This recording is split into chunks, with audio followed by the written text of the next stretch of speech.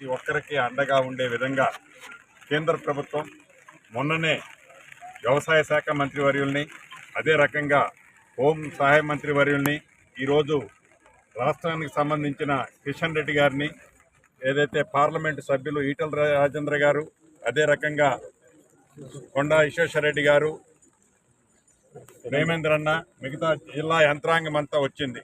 మనస్ఫూర్తిగా రాష్ట్ర ప్రభుత్వ పక్షాన, నా నియోజకవర్గ ప్రజల పక్షాన కృతజ్ఞతలు తెలియజేస్తున్నాను. చాలా సంతోషం.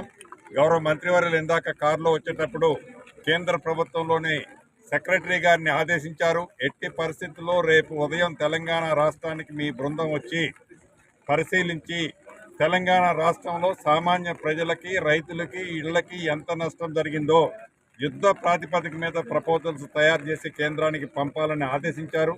రాష్ట్ర ప్రభుత్వ పక్షాన, గౌరవ ముఖ్యమంత్రి గారి పక్షాన